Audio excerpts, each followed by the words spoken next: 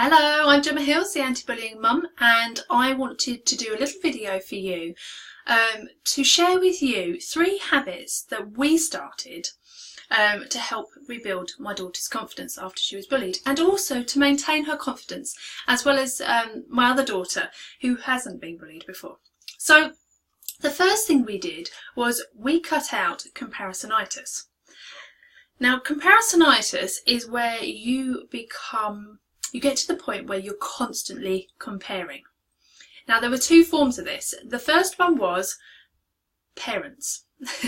Now, as parents, generally, we all look at one another and we all think that we're not good enough as so-and-so is. They do it better, they've got life more sorted, they've got a better understanding of something.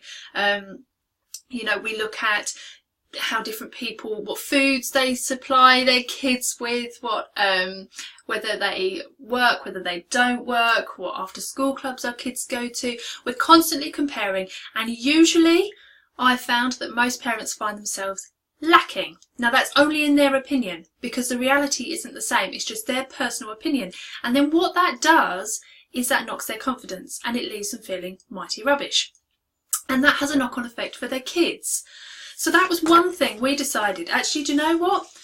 Every family is individual. We know that. Every child is individual. So what we decided to do was stop comparing ourselves to everybody else and just do what's best for us, our kids and our family. The second type of comparisonitis was comparing my daughter to who she was before she was bullied. So, do you remember when she was confident enough to do X, or do you remember da da da da da? Because that's not who she is now. So it's a pointless exercise, and it actually, although this wasn't how it was meant, it made her feel as if she wasn't good enough anymore. And that's not how it was. It was more about us focusing on what we were striving to achieve, but that wasn't how it's coming across to her. And it was really, really important for her confidence that we stopped doing that. So that's comparisonitis. The second thing was to trust her. Now, I don't mean general trust as you think, but I mean trust her to know what's best for her. As you would do with an adult. You'd never presume that you knew better for another adult than they did for themselves. And that's what I'm suggesting with kids. Now, obviously, this has got to be age appropriate, and it doesn't mean that they get the final say in everything. It's not about that, but it's about giving them this space to explore, think, feel. What would they like to do? What do they see as a solution? What is their next step?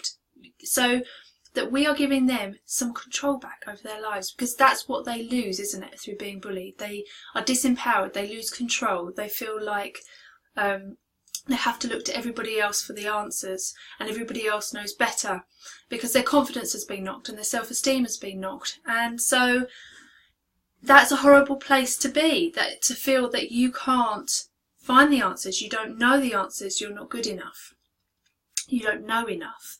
So as a parent, what we decided to do was start the habit of trusting that our daughters know best for them.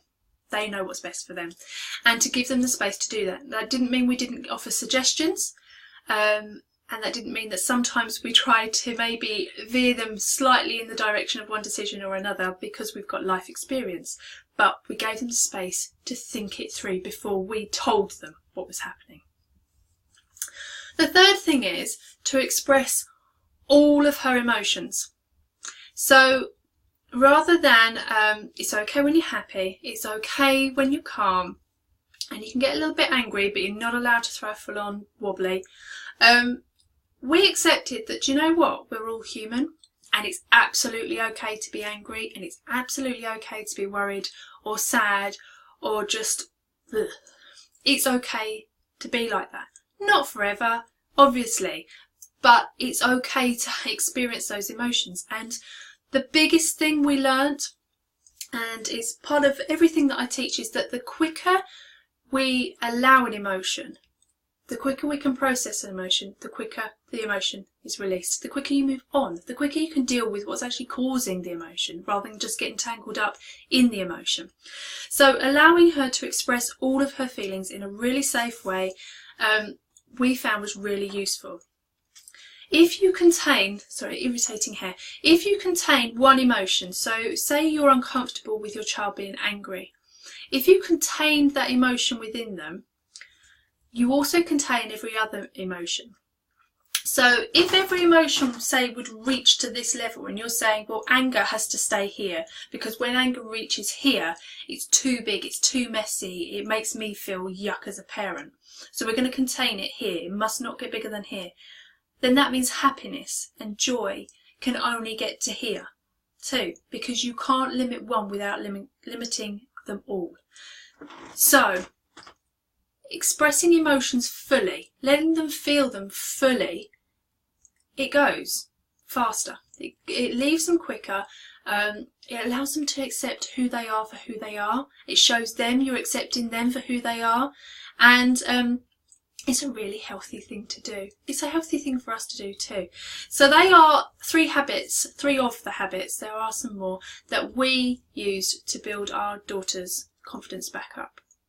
If you want further support, if you'd like to work with me within a group setting where we work all parents together along a programme called Beyond Bullying and Thrive, you are more than welcome to join us. It's a 6-week programme with lifetime access, so you can keep going over, because you will need to keep going over the same things, because confidence and self-esteem ebb and flow, and so you can go back in, remind yourself of what you're doing, and then get back out there and do it again. So if you'd like to join us, I will put the details below, and I'd love to see you in there. Take care. Bye.